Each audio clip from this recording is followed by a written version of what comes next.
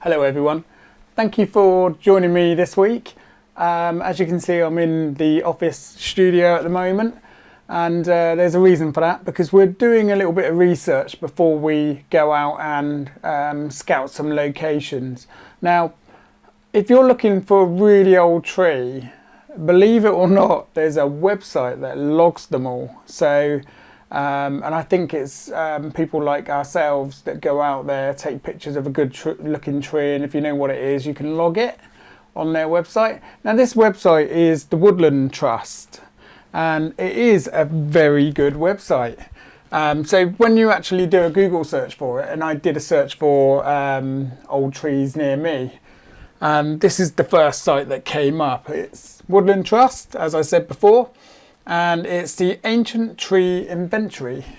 Now, when you get to the page, you can scroll down and you can see you can add a tree there.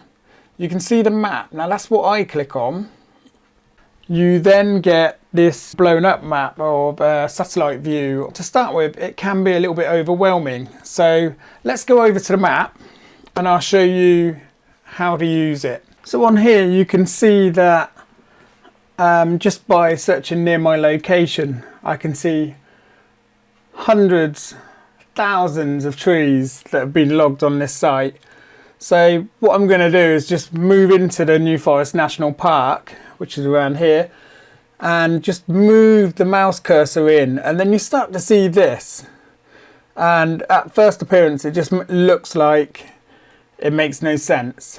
But there's a lovely little key up here in the corner, and you can see ancient, veteran, notable, lost, and private. So we can write off all the private ones, and there are filters up here, I believe. We can go through that.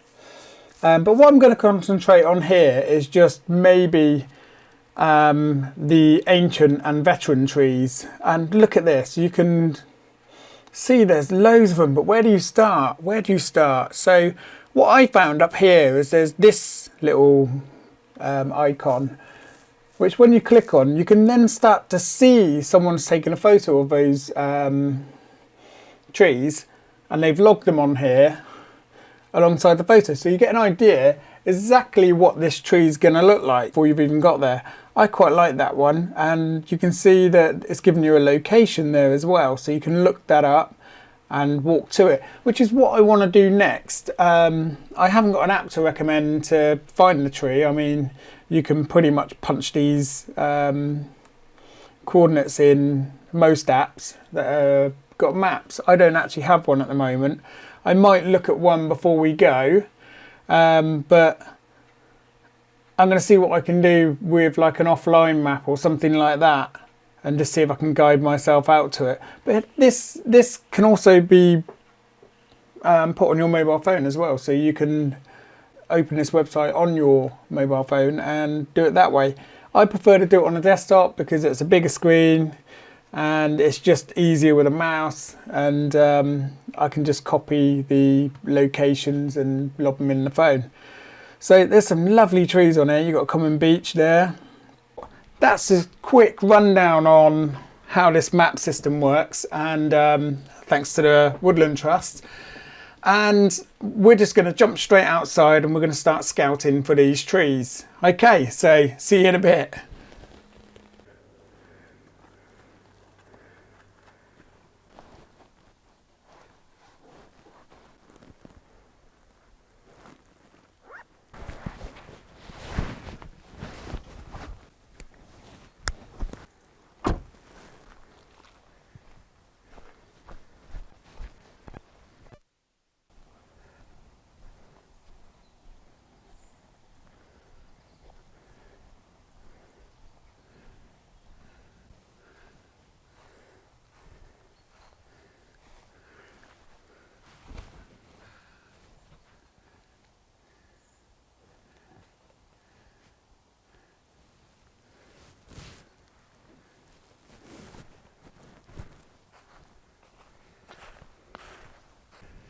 I cannot believe we're halfway into November and about 80% of trees here have probably still got their leaves.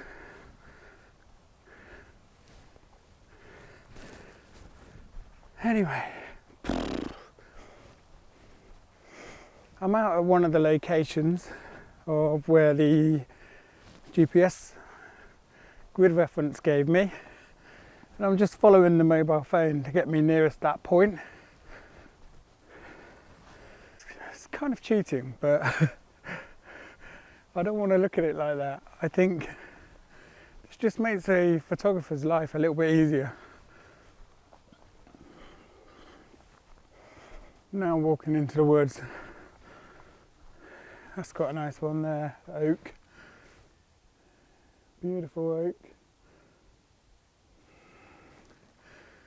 I'm not here for that. That's quite near the road as well.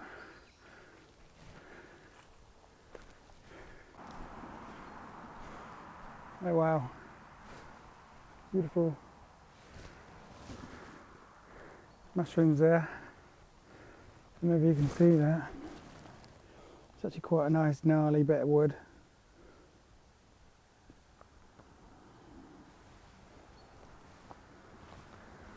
Yeah, I like that. Unfortunately, the fungus on it has gone past its display date, shall we say.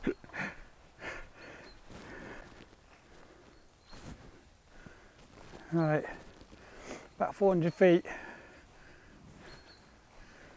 That's not long at all.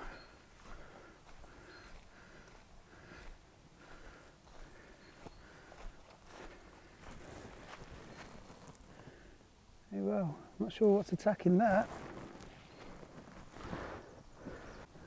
On this fungus, like black with tiny little white tips on. Must keep walking. It's quite mild as well. I think it's about 13 degrees. To be fair, I'm not sure why I'm wearing a hat.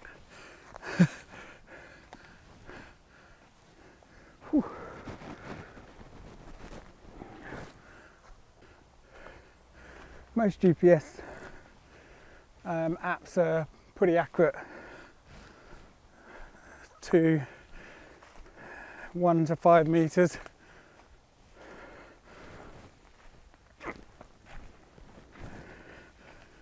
I used to do a lot of geocaching with my wife before we had our baby, and this just brings that right back. I'm on a treasure hunt for a tree,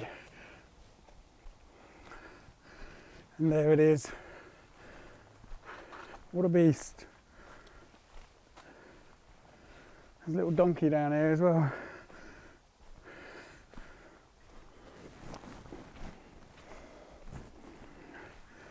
So yeah, this app is pretty bang on. It will get you standing right next to the tree. Now I'm here. As you can see, there's a lot of clutter in the background, so a tree has fallen behind it. I'm not sure what, but something has fallen behind it, and loads of fern bracken has gone over the top. And this is the tree you come out to see, and it is a lovely tree. And they do get mist in this forest, so it could work. I still might come back, provided there's more subjects around me. I will come back here. So I'm going to take a few shots of this and see what I can do with it at the moment. We've got lovely autumn foliage all over the back here. Could add to it, so I could focus your eye here and then drift into the background over here. Or I could just square it up a little bit, just get the tree in itself. Not sure about this, it might work. A fern hanging over the front, I'm not going to pull it off. It's there before I was, so I shan't bother with that. Lovely little donkey there, look.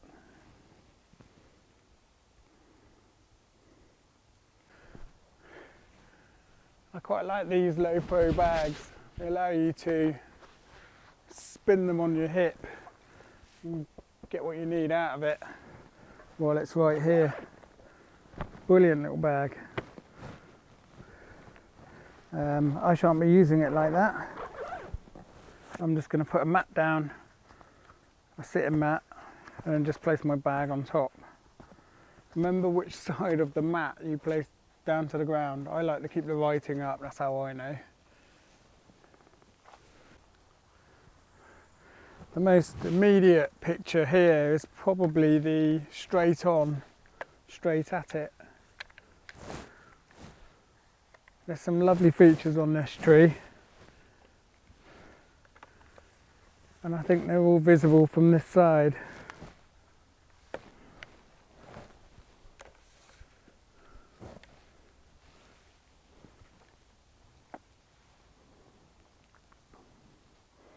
I'm choosing to do about waist height because I think if you stretch the tripod up to its, your height, that's your perspective of the tree.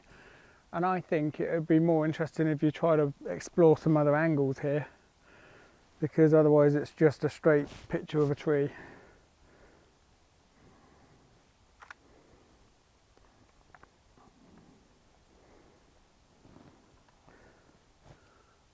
I'm kind of getting what I want at 24mm here.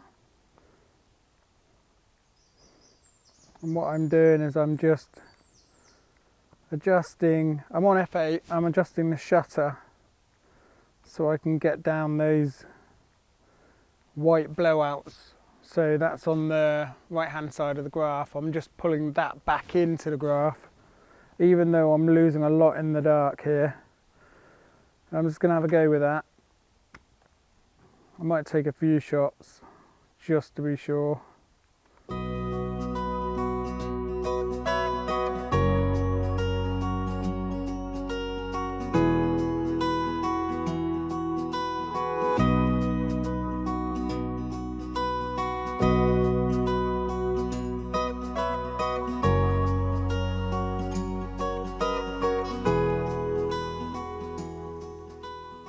Spooky.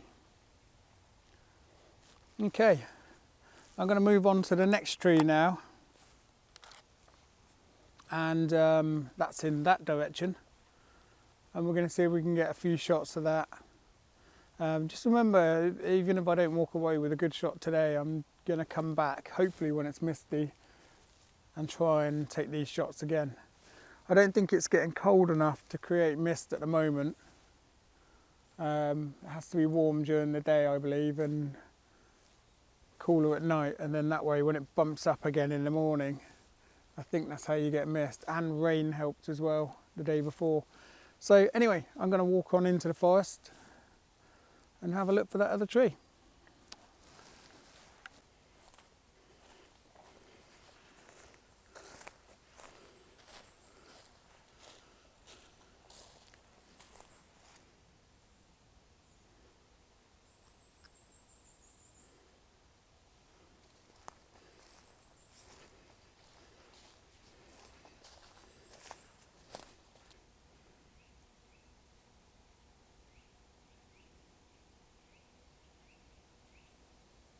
So I think I found this one.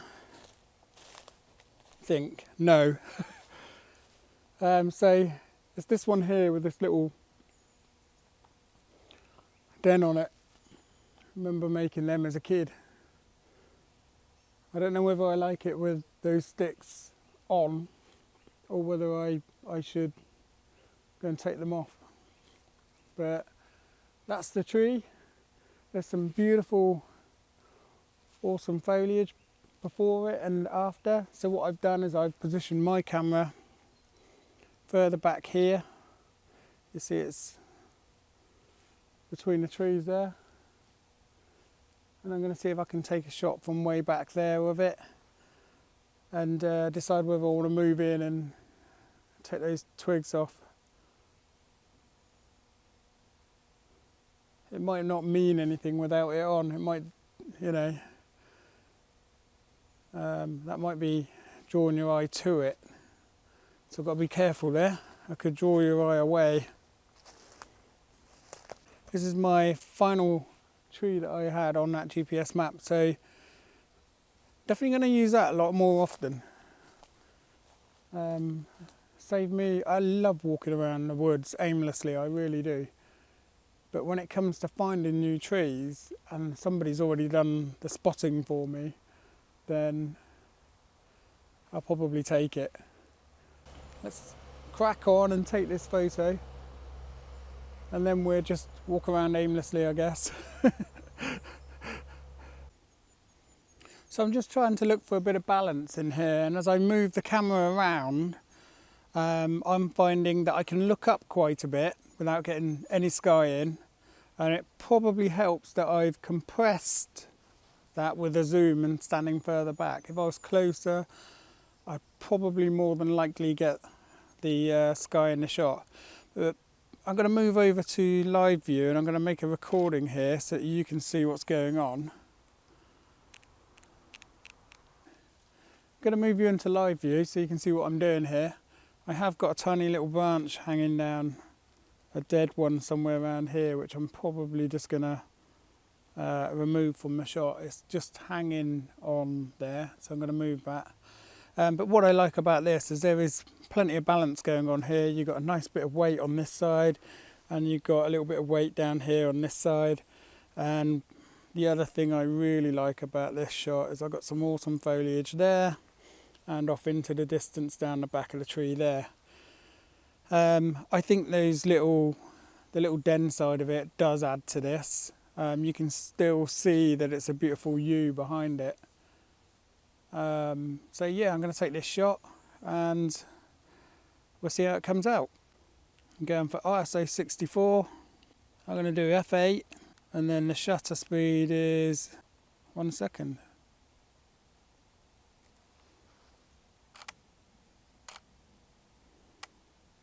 There you go, that's the shot.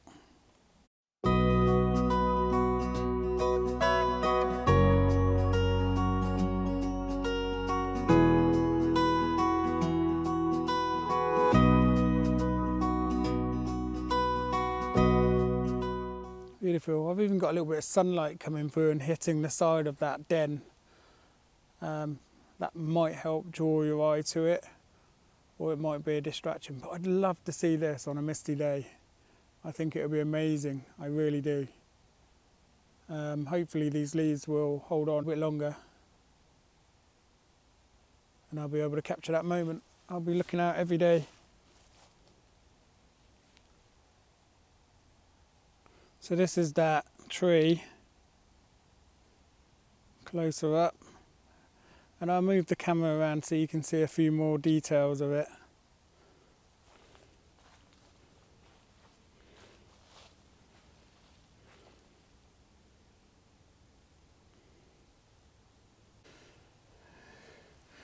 Just seeing these odd looking markings on the tree here.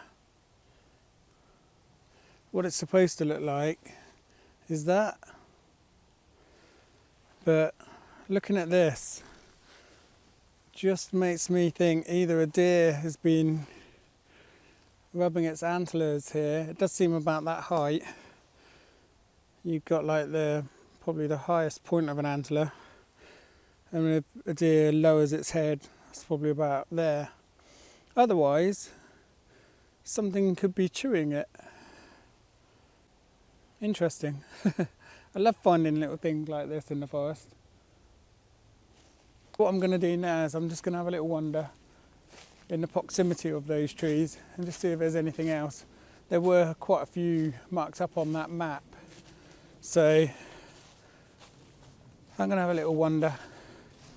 You never know what you find here, and then I'll probably head home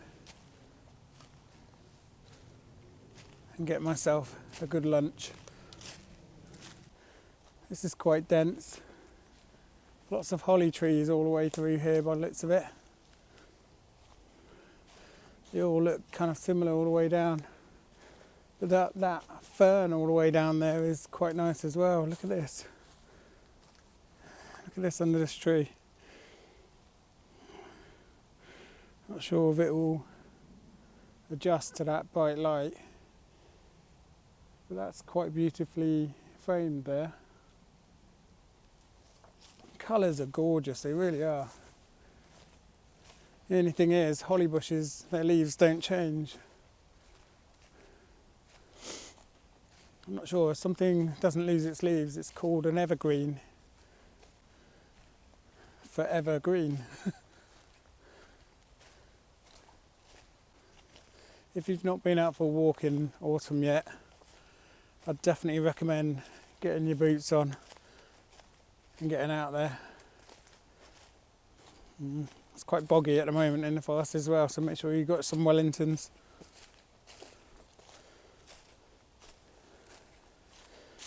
Come across a little track here.